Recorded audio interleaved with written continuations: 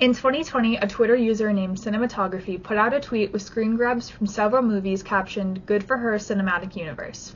The tweet contained pictures from The Witch, Midsommar, The Invisible Man, and Ready or Not.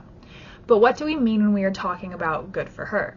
As Charlotte Gaffney describes it, they are mostly the female equivalent of a rags to riches story, where the rags are trauma and the riches are unusual means of coping/eradicating that trauma. In the loosest definition then, each of the movies mentioned of course fits this category. But why are Good for Her movies so appealing?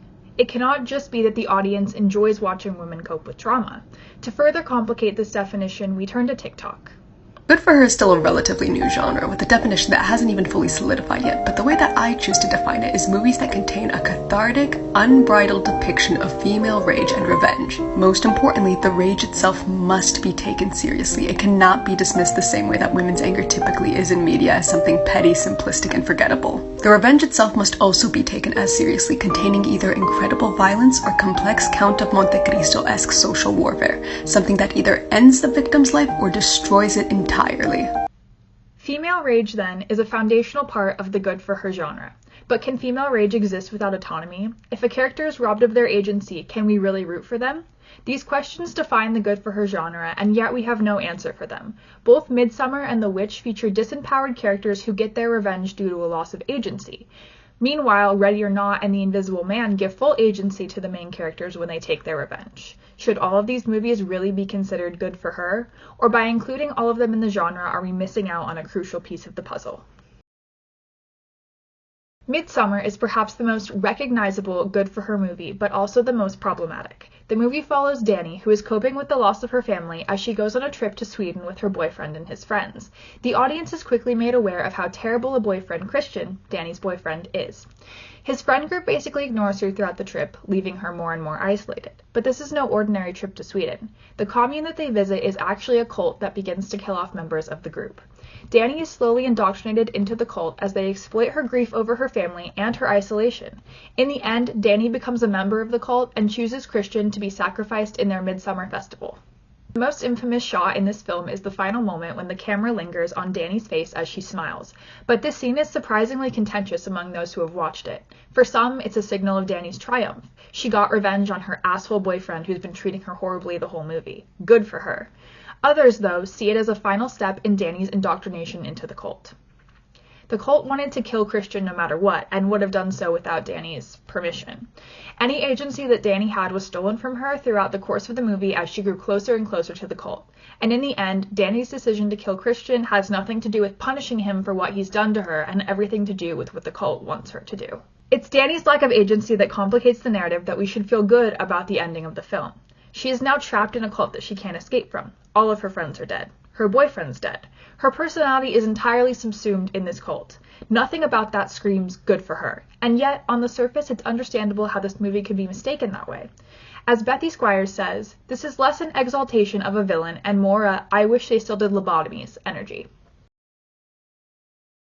Midsommar has been critiqued quite often for not quite fitting into the mold of Good for Her, but one film that receives less backlash for that is The Witch. Once again, on the surface, this film perfectly fits into the Good for Her genre. The Witch follows Thomasin, the oldest daughter in a Puritan family that is being tormented by a witch. It's full of commentary on religion and the suppression of women as Thomasin's family begins to suspect that she is a witch. And after the witches have killed her entire family except for her mother, Thomasin finishes the job and makes a deal with the devil. The final scene shows her in the woods, dancing with her fellow witches. The Witch is widely praised as a feminist film, but though it does critique patriarchy, its feminism is far from uncomplicated. Thomasin's agency is robbed of her throughout the entire film. She has to obey her father and follow the strict Puritan norms that her family lives by. And then, as terrible things start happening, she is forced to endure their suspicion and mistreatment. Her choosing to become a witch is supposed to be a liberating moment for her, but what other choice does she truly have? The other witches and Satan has turned her entire family against her and killed most of them. Thomasin herself kills her mother, though not necessarily because she wants to. Her mother believed she was a witch and wanted her dead. And so when Thomasin makes her deal with the devil, she has two options: become a witch or die. And she didn't just kill her mother, only then to let herself be killed. Thomasin's ending is not joyous, not celebratory, but even the director of the film views it as such.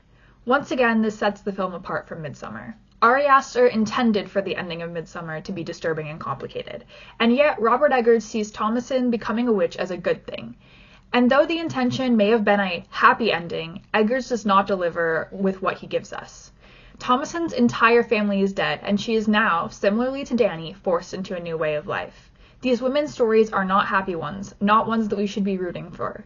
Not good for her movies at all, but studies in how women can be disempowered. The Invisible Man, though, can be comfortably placed into the category of good for her. This doesn't mean it comes without nuance, but it does mean that our main character Cecilia gets to make her own choices. Cecilia attempts to escape her abusive partner, Adrian, but quickly realizes that Adrian has turned himself invisible in order to torment her and destroy her life. Cecilia wins out after the police discover this scheme, though they mistakenly blame his brother. In order to get her revenge on Adrian, Cecilia then turns herself invisible and kills Adrian, making it look like a suicide. She walks away from his house, triumphant. Of course, this story is not uncomplicated. There are layers to what is happening throughout. But the ultimate narrative is an abused woman reclaiming the power taken from her by abuser. Good for her narratives are always a little morally questionable. After all, a lot of them involve violence and death. But in this version of the narrative, we get to watch a woman regain her agency and make her own choices. And that feels empowering. Like The Invisible Man, Ready or Not is an example of what a true good-for-her movie should look like. Ready or Not follows Grace as she marries into her husband's ultra-rich family, but they have a tradition that every new bride must play a game on her wedding night, and when Grace draws hide-and-seek, they all begin to chase her down with the intent to kill her. It turns out that this family made a deal with a demon which gave them their wealth in exchange for a few ritual sacrifices. Grace fights tooth and nail to survive the night, and come morning, the entire family explodes after their deal is unfulfilled. The tone of this film is intentionally more comedic, which makes it easier to see it as a good-for-her movie. We appreciate Grace so much as a character because the rest of them are so uncomplicated.